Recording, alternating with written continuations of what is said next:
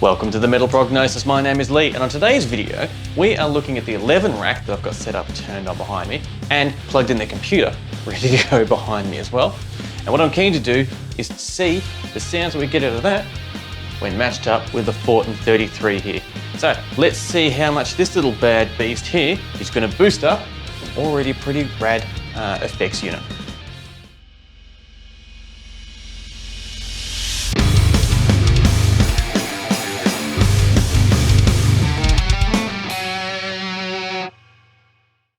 All right, now everything's set up, ready to go. I'll grab my 7-string here. And with the 11 rack here, that's just plugged straight into my mixing console here. So the chain is, we've got the guitar going into the Fortin 33, Fortin 33 into the 11 rack, and then straight into my mixing console. That is it. So there's no third-party IRs or anything like that. And this is the sound that we've got running just with the 11 rack.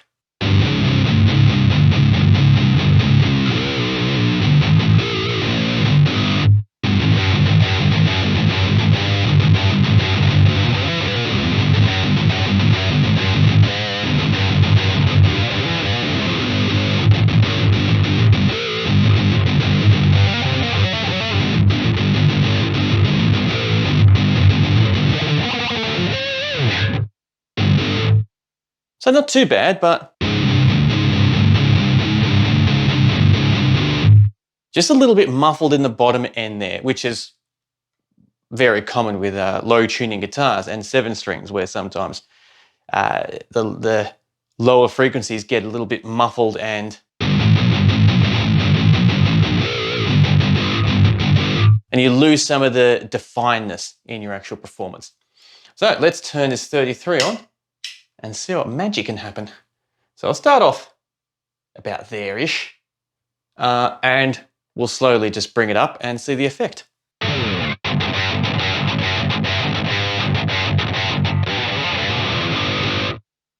Okay.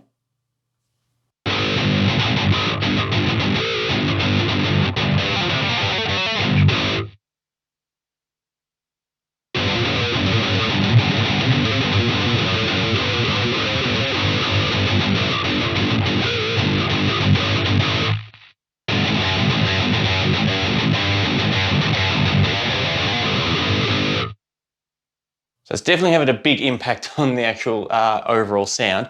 But I just want to run through this and then we'll have a little bit more of a talk about it in detail.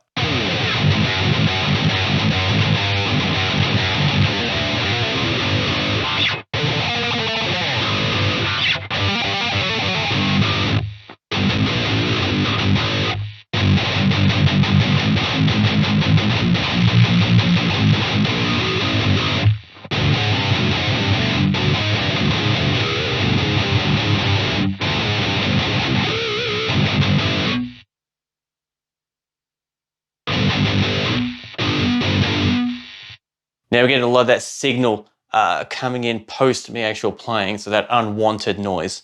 And that's not good.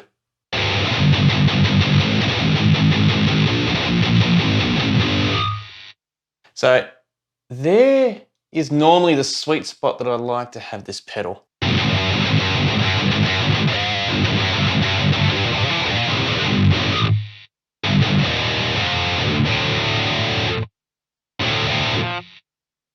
So what I might do now is quickly, I'm just going to turn around and turn up the threshold on the gate that is on the 11 rack to see if we can just clean up that tail end unwanted noise just a little bit. So let's see here. Dun, dun, dun, dun.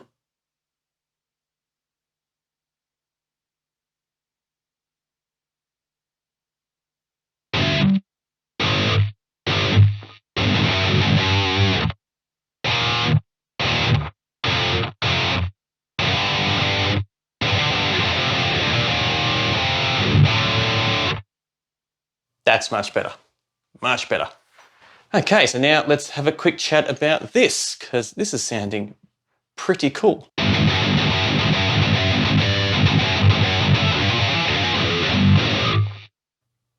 Still a little bit there of unwanted noise, but a lot better than before.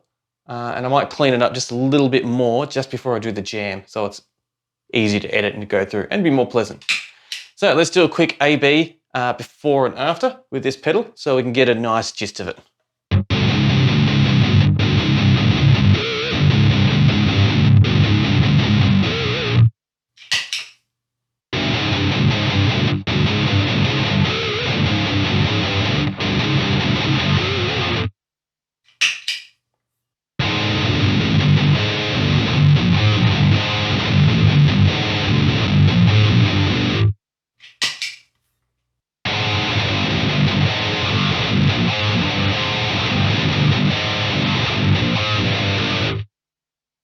So that is sounding much better. The characteristics that it brings to it and its EQ scoop that is preset into it is amazing. Now I know there's only one knob and it's a one-trick pony type of pedal, but the trick it does is phenomenal, and it really fits in with the type of brutality that I love in my guitar tones.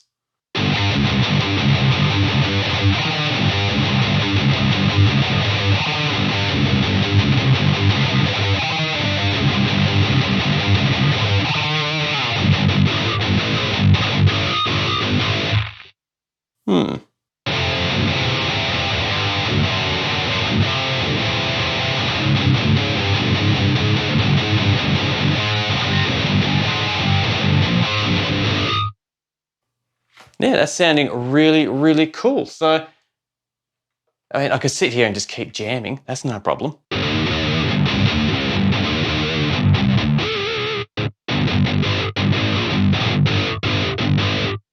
But we should keep moving on because, yeah.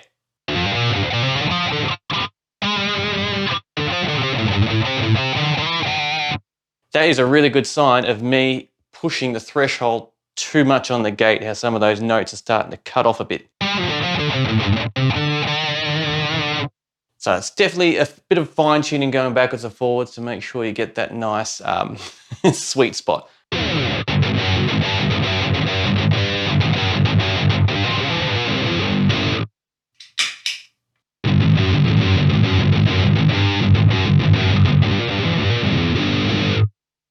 All right, so that's the settings we're going to leave it on.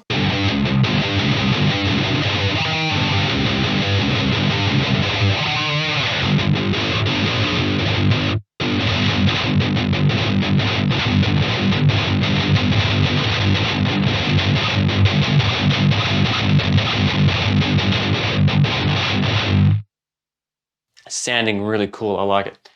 So let me take a quick step away from the camera. I'll do a quick jam, chuck some multi guitars in there, so I do some left and right, add some bass and drums, and let's see how this sounds in the mix. And what I might do is I'll do a mix first, then I might do a second one where I do a blend of the 33 on and the 33 off to see if you can find a nice balance between the real cutthroat, aggressive type of tone that we've got right now with it and the more bottom end rich one that we had when we have this just turned off, just to see how they blend and all that, and just, well, mainly see how it is and to inspire a really cool conversation, and hopefully it does. So sit back, relax, enjoy, and I'll see you on the other side. We're gonna have a quick chat about it.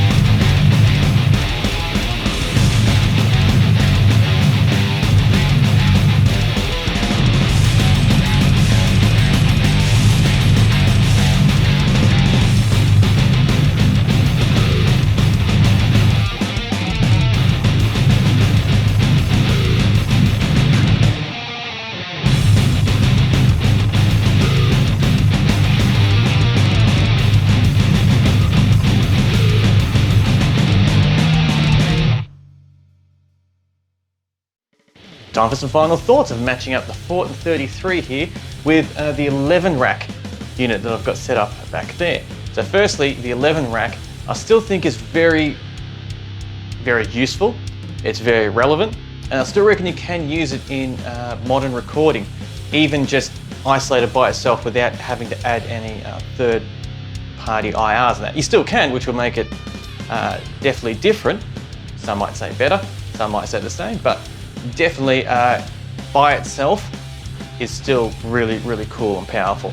I definitely had still a little bit of issues with the gate to make sure I got the threshold properly with the release and when it was, but that takes a little bit more time than what was needed, than what I wanted to spend in front of the camera. So that's why I decided I'll leave it as it is, and it's decent. It's decent and good enough to listen to, hopefully, where it wasn't too annoying for you, where it was making you frustrated as it was with me before I fixed it. I didn't really fix it 100%, but fixed it enough for the actual jam. Now the 33, this did awesome. I loved how its preset EQ and its boost, how it really changed the characteristics and the shape and how it brought the guitar alive. A couple of notes though. It brought the guitar alive that much, and with this, I ended up taping the bottom strings, because with these super sensitive pickups that I've got, and with pushing the high mids with the Fortin 33 pedal, and with the EQ that was set on the 11 rack, and just how it all played together and how it all paired up, the high notes were coming through. Normally they sneak through sometimes when I'm playing, and you couldn't tell, or it's so minute it doesn't matter. These ones, it really amplified them and made them too piercing. So after my first take, I was like, definitely redoing that again and adding a little studio trick of just taping them up to keep it control and all in order as best as possible. One thing I was very surprised with is I done the last couple of videos, and this was no exception to this video, which I mentioned just before I did the jam, where I did 2 different mixes. One solely with this, and another one with a blend with this on and off to see how they go together. And while I was playing it, I thought, nah, having the 33 engaged definitely feels more natural. Well, I don't know if natural is the right word. It was more aggressive, it was more brutal, and it brought more characteristics that I loved in the guitar tone, and it made me feel like I played better. And I was definitely more comfortable with it. Turning it off while doing the jam, I thought still sounds good, but not quite really, not feeling it as much and not as excited as I was with the Fortin 33 turned on. But when I put them in the mix together, it made a huge, not so much a huge difference, but I was hugely surprised on how pleasant it sounded with that bottom richness in the dynamic, just in the tones with the 7-string and the 11 rack unit. And having the Fortin 33 as the main ones there, doing the cut through and adding that brutal touch to it. So just a lovely little thing really when you add them both together, one with it turned off and one with it on, and just finding those levels, and yeah, the dynamics were paired up really, really lovely, which was a great experience. But definitely keen for your thoughts on how you felt about the 2 different mixes and how you felt about the 33 and how I dialed it in. I mean, there was only one knob, but the extent that I dialed that one knob in and all the rest of it, definitely keen for your thoughts. So thank you very much for joining me in this video. It's lots of fun putting them together and to see how these do, and the lovely surprise I got as well. That was good too. And I thoroughly look forward to chatting with you next time. And until next time, please stay safe.